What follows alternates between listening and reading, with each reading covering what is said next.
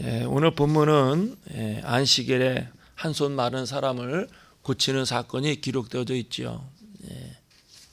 어제 아침에 말씀드린 대로 안식일의 참 정신이 무엇이냐. 그 당시 유대인들은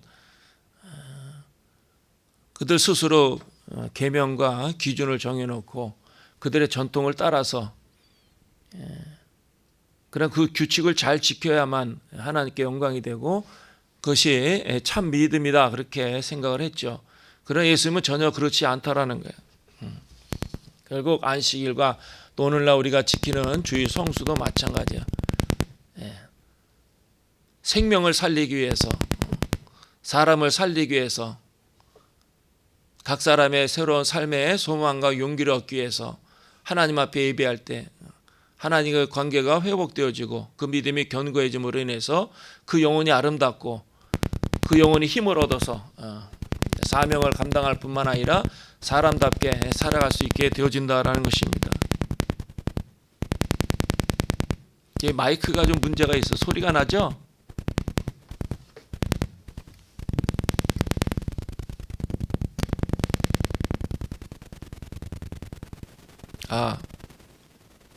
마이크를 끄고 마이크 꺼도 괜찮아요? 마이크를 껐는데 마이크가 좀 문제가 있는 것 같아요. 그래서 그 안식일의 참 정신, 주일 성수할 때 그것이 왜 우리가 주일을 성수해야 되는가, 안식일을 지켜야 되는가. 하나님께 영광이 되지만은 그러나 하나님 앞에 예배함으로 인해서 우리의 몸도 마음도 우리의 영혼도 새로워지게 된다는 사실을 예수께서 우리에게 가르쳐주고 있는 것입니다. 그래서 사람들은 주일 성수, 또 유대인들은 그 안식일, 그래서 결코 무시해서는 안 된다는 거죠. 그것이 결국 우리 자신을 위한 것이기 때문에 하나님과의 그 바른 관계, 하나님 앞에 예배하면서 우리의 마음과 우리의 믿음이, 우리의 영혼이 새로워지게 되고 하늘로부터 하나님의 그 변함없는 사랑, 은혜를 경험함으로 인해서 우리의 영혼이 새로워지고 새로운 삶의 결단, 용기를 가지고 우리의 사명을 감당하면서 우리의 삶을 경주할 수 있게 되어진다라는 것입니다. 그래서 오늘 본문은 그 안식일의 참 정신이 무엇인가를 알려주기 위해서 한 손 마른 사람을 고쳐주는 사건이 일어나게 되어지죠. 분명히 안식일에 일어난 일이에요. 그 당시 사람들은 안식일은 일해서는 안 된다는 거죠. 더더군다나 그것이 죽을 병도 아니기 때문에 하루 지나서 며칠 지나서 고칠 수 있는 그런 사건이지 않습니까? 그러나 예수님은 오히려 사람들 앞에 한 손 마른 사람을 일으켜 세우고 그 사람을 치유해주는 그 놀라운 역사로 인해서 안식일의 정신이 무엇이냐. 오늘 본문에서 예수께서 말씀하셔요. 그들에게 이르시되 안식일에 선을 행하는 것과 악을 행하는 것, 생명을 구하는 것과 죽이는 것 어느 것이 옳으냐. 그 당시 바리새인과 유대인들은 그다음 형식과 전통에 매어서 그들의 기준 안에 자기 자신을 집어넣고 그 기준에 어긋나면은 잘못되어진 것이다라는 것이죠. 안식일을 지키지 못함으로 인해서 하나님께 영광이 되지 않는다라고 그들은 생각했다라는 것입니다.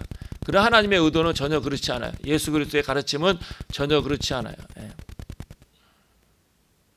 우리가 주일 성수하거나 또 유대인들이 안식일을 지키는 것은 결국 우리 자신을 위한 것이다라는 거예요. 사람들에게 새로운 삶의 소망과 용기, 진정한 행복, 그 마음의 위로, 그 기쁨, 소망 얻게 하기 위해서 안식일을 지키고 주일 성수하라는 거죠. 그러니까 예수님은 참 좋은 분이다라는 생각이 들어요. 진짜 좋은 분이다라는 거예요.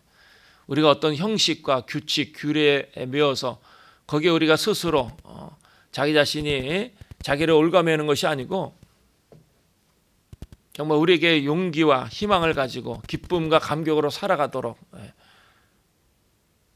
어떤 틀에 매이는 것을 원하시지 않는다라는 거예요. 예수께서 이 땅에 오신 궁극적인 목적도 마찬가지예요. 우리가 생각하는 그 구원이라는 것은 단순히 신학적인 의미가 죄로부터 건짐을 받는다라고 설명하지만은 그 진정한 구원이라는 것은 그것을 포함해서 포괄적인 뜻이 있어요.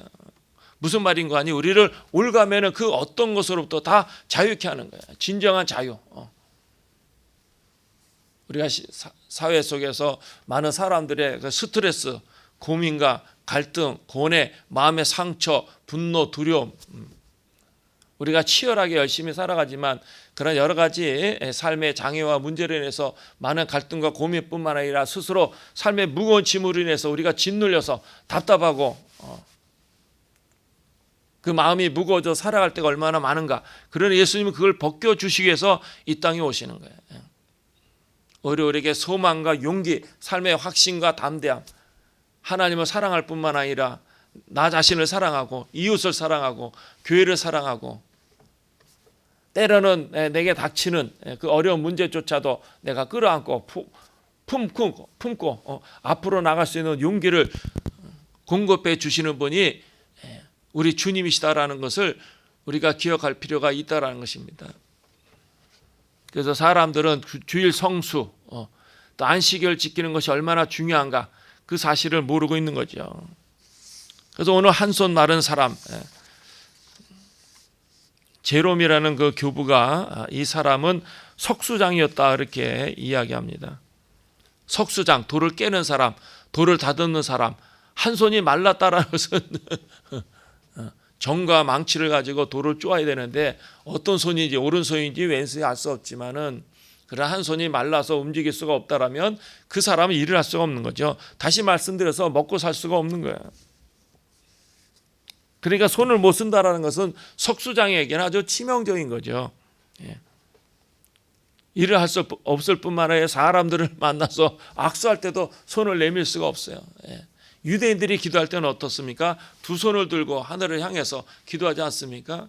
자기가 손이 말랐기 때문에 사람들 앞에서 손을 벌려서 기도할 수가 없어요. 가톨릭 성도들은 두 손을 모으고 개신교 성도들은 깍지를 끼고 기도하지 않습니까? 그러니까 한 손 마르면 그렇게 할 수가 없어요. 그래서 사람들 앞에 있는 데는 나가기가 부끄러운 거죠. 그래서 신앙생활하는 것, 사람들의 그 관계도 불편할 뿐만 아니라 스스로도 그 내면에 우울증이라든지 사람들에 대한 그 거부감이 생기지 않겠습니까? 그러면 자연히 생활이 엉망이 되어지겠죠. 그 삶이 아주 불편하고 어둠으로 가득 차서 그 마음과 생각이 삶 전체가 아주 말라버리고 마는 것입니다. 그러나 그에게도 오늘 아마도 예수 그리스도에 관한 소문을 듣고 안식일에 예수 그리스도를 만나기 위해서 사람들 속에 숨어서 뒤에 어딘가 앉아서 혹시라도 예수님과 마주칠 기회가 있으면 좀 고침을 받고 싶은 그런 마음으로 아마 나왔던 것 같아요. 예수님 당시에 유대인들 사람들의 그 질병과 또 삶의 어려움과 문제가 오면 하늘로부터 심판을 받아서 징계를 받아서 그런 일이 생겼다라고 편견을 가지고 있기 때문에 또 육체적인 약점이라든가 삶의 고통을 가지고 있는 사람들은 그 사람들 앞에 모이는데 떳떳하게 나올 수가 없어요. 그럼에도 불구하고 이 사람은 또 예수 그리스도에 관한 소문, 그가 얼마나 좋은 분인가를 또 그에게 갈 때 그와의 만남으로 인해서 치유될 수 있는 그 기회가 주어진다는 사실에 대해서 믿음을 가지고 아마도 나오지 않았을까 그렇게 생각되어져요. 그러나 그 해당 안에는 또 바리새인들 역시 그 한 손 마른 사람에 대해서 예수님이 과연 고치실 수 있을까? 그리고 그들이 가지고 있는 전통, 규례, 규약을 깨트리는 거죠. 그래서 여기는 본문에도 말씀하고 있지만 예수님이 정말 과연 그 손 마른 사람을 고칠 수 있는가 주시하고 있었다라는 거예요. 주시한다라는 말이 무엇입니까? 헬라어로 파라테론, 못된 의도로 관찰한다는 거예요. 약점을 잡기 위해서 치명적인 실수 허물이 드러나지 않을까 예의주시하면서 바라보고 있었다라는 거예요. 그런 예수님은 항상 그들의 생각과 마음을 살피고 알고 계시기 때문에 오히려 사람들 앞에 많은 사람들 앞에 그를 이렇게 세우지 않습니까? 그러면서 안식일에 성을 행하는 것과 악을 행하는 것, 생명을 구하는 것, 죽이는 것 어느 것이 옳으냐. 생명을 살리고 선을 행하는 것이 옳다라는 사실, 그것이 안식일의 정신이고 주일 성수의 정신이다라는 사실을 우리는 마음에 새겨야 돼. 예. 결국 사람을 살리는 거야. 예. 그 사람을 행복하게 하는 거야. 그 사람을 사람답게 하는 거야. 더 나아가서 삶의 열매를 맺고 하나님의 영광에 살아가도록 그 새로운 기회를 주시기 위해서 날마다 주일 아침에 우리가 예배를 드리면서 말씀을 통해서 하늘로부터 신령한 은혜가 은사가 우리에게 임함으로 인해서 새로운 사람을 거듭나고 새로운 삶의 결단으로 다시 세상으로 나아가도록 하는 것이 예배고 하나님과의 그 만남이다라는 거예요. 그래서 주일 성수가 얼마나 중요한가.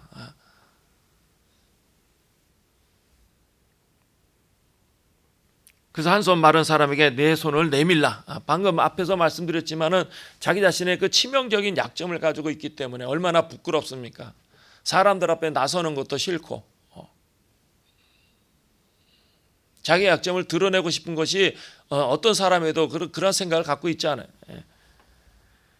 그러나 이 봉든 손을 내민다는 것이 죽기보다 힘들었지만은 그러나 기꺼이 그는 그 손을 내밀었다라. 우리 자신도 마찬가지예요. 우리가 하나님 앞에 나아갈 때 또 사람들 모임들 속에 내 자신의 그 치명적인 약점을 드러낸다는 것이 얼마나 수치스럽고 부끄러운가. 사람들이 누구나 다 공통적으로 가진 것이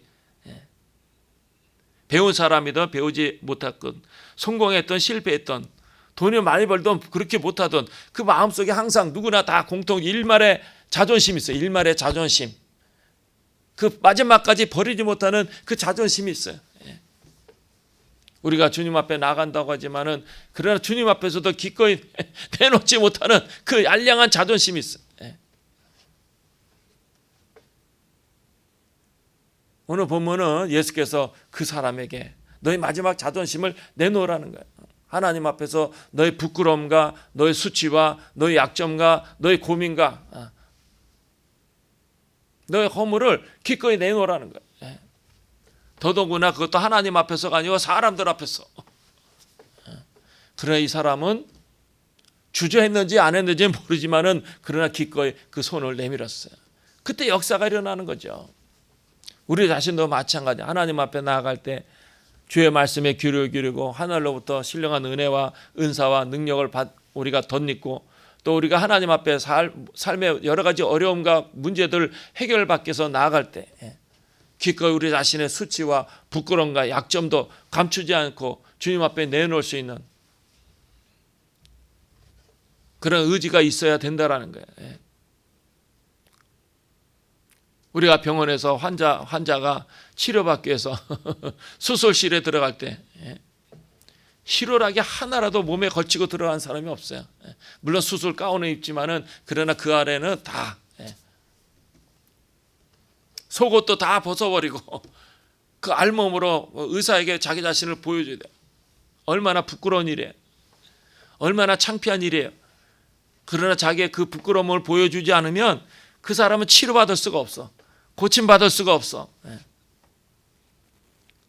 옷을 겹겹이 껴입고 들어온 환자가 수술실에 수술대에 누워있으면 의사가 그 사람을 집도할 수가 없어. 다 벗어야 돼. 우리가 주님 앞에 나갈 때도 그 알량한 자존심, 그 나의 약점과 수치와 부끄러움 그런 걸로 다 표현하고 내놓기가 창피하죠. 그러나 그걸 하나님 앞에 내놔야 돼. 내가 가지고 있는 수치와 부끄러움과 약점과 허물도 기꺼이 주님 앞에 내놔야 돼. 그래서 이 손 마른 사람은 자기의 수치심, 사람들의 거부감, 그리고 인간적인 그 컴플렉스, 그걸 깨뜨리고 병든 손을 내밀 때 회복이 되어지는 역사가 일어나는 거예요. 그래서 예수님은 이 손 마른 사람에게 새로운 인생을 살 수 있는 찬스를 주시는 거죠. 우리 자신도 마찬가지예요. 예수께서 이 땅에 오시는 것은 우리가 하나님께서 의도하신 그 본래의 목적에 따라 살도록 하나님의 자녀답게 하나님의 거룩한 백성답게 하나님 우리가 이 땅에서 즐겁고 기쁘고 행복하고 평강이 넘치고 자유하는 인생을 살기 위해서 예수께서 이 땅에 오시는 것이지 않겠습니까?